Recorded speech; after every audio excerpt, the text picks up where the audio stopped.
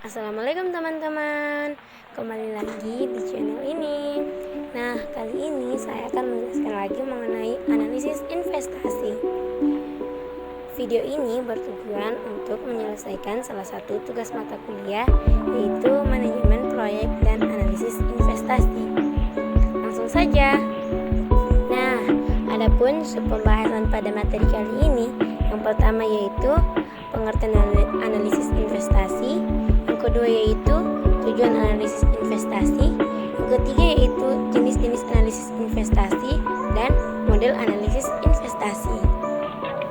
Nah, adapun pengertian analisis adalah proses memecah topik yang kompleks menjadi bagian-bagian yang lebih kecil untuk mendapatkan pemahaman yang lebih baik. Sedangkan investasi adalah aktivitas menempatkan modal baik uang maupun aset lainnya ke dalam suatu benda, lembaga, atau pihak dengan harapan pemodal atau investor kelak mendapatkan untung setelah kurun waktu tertentu. Nah, jadi analisis investasi adalah istilah luas untuk berbagai metode evaluasi investasi, sektor industri, dan tren ekonomi. Nah, yang berikutnya yaitu tujuan analisis investasi.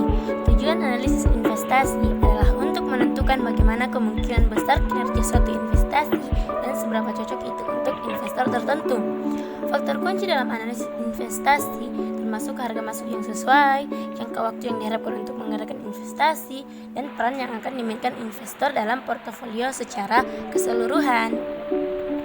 Nah, ayo kita lanjutkan ke materi selanjutnya. Nah, jenis-jenis analisis investasi yang pertama yaitu top down versus bottom up. Bottom up tidak berfokus pada siklus ekonomi atau siklus pasar saja. Sebaliknya, ini bertujuan untuk menentukan perusahaan dan saham terbaik terlepas dari tren menyeluruh. Intinya, investasi bottom up mengambil pendekatan mikroekonomi untuk berinvestasi daripada pendekatan makroekonomi atau secara global. Nah, dalam top down, investor dapat mengevaluasi berbagai sektor. Investor juga dapat menyimpulkan bahwa mungkin saja sektor keuangan akan bekerja lebih baik dibanding dengan sektor industri. Kedua yaitu analisis fundamental. Analisis fundamental ini menekankan kesehatan keuangan perusahaan serta prospek ekonomi yang lebih luas. Praktis analisis fundamental mencari saham yang mereka yakini telah salah harga oleh pasar. Artinya, mereka berdagang dengan harga yang lebih rendah daripada yang dijamin oleh nilai intrinsik mereka. Nah, yang ketiga yaitu analisis teknis. Analisis teknis mengevaluasi pola harga saham dan parameter statistik menggunakan grafik komputer atau dihitung dengan grafik. Nah, yang berikutnya yaitu metode analisis investasi. Metode analisis investasi yang pertama yaitu metode ekuivalensi nilai sekarang atau present worth analysis.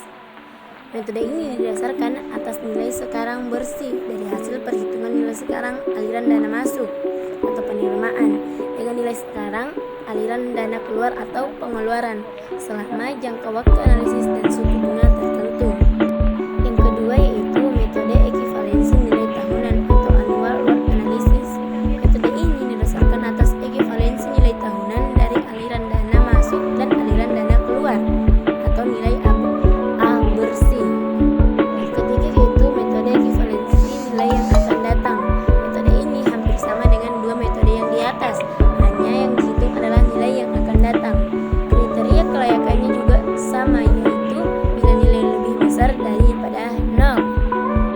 Yang keempat yaitu metode periode pengambilan modal. Pada metode ini tidak digunakan perhitungan dengan menggunakan bunga atau persen, akan tetapi yang dianalisis adalah seberapa cepat modal atau investasi yang telah dikeluarkan dapat segera kembali. Yang kelima yaitu metode rasio manfaat dan biaya. Metode rasio pada dasarnya menggunakan data ekuivalensi nilai sekarang dan penerimaan dan pengeluaran. Yang dalam hal ini rasio adalah merupakan perbandingan antara nilai sekarang dari penerimaan atau pendapatan yang diperoleh dari kegiatan investasi dengan nilai sekarang dari pengeluaran selama investasi tersebut berlangsung dalam kurun waktu tertentu. Yang keenam yaitu metode tingkat suku bunga pengambilan modal. atau IRR. IRR adalah suatu nilai petunjuk yang identik dengan seberapa besar suku bunga yang dapat diberikan oleh investasi tersebut dibandingkan dengan suku bunga bank yang berlaku umum. Nah, yang terakhir adalah aspek kelayakan investasi. Baik, langsung saja. Aspek kelayakan investasi ada beberapa aspek. Yang pertama yaitu aspek teknis. Aspek teknis merupakan bagian penting dari analisis investasi yang harus dipertimbangkan. Jika suatu usulan investasi sudah tidak layak dilihat dari aspek teknisnya, maka usulan tersebut menduduki prioritas pertama untuk ditolak. Yang kedua yaitu aspek sosial dan budaya. Untuk melaksanakan suatu proyek, maka perlu mempertimbangkan implikasi sosial yang lebih luas dari investasi yang diusulkan. Aspek sosial dan budaya ini menyangkut pertimbangan penindustrian pelayanan secara adil dan merata, sehingga mampu memberikan manfaat yang besar bagi masyarakat. Berikutnya itu aspek ekonomi dan finansial. Pertimbangan aspek ekonomi meliputi kegiatan menganalisis apakah suatu proyek yang diusulkan akan memberikan kontribusi yang nyata terhadap pembangunan perekonomian secara keseluruhan, dan apakah kontribusi yang cukup besar dalam menentukan penggunaan sumber-sumber daya yang digunakan. Terakhir yaitu aspek distribusi. Keputusan investasi merupakan keputusan yang perlu dikaitkan dengan masalah distribusi pelayanan publik secara adil dan merata.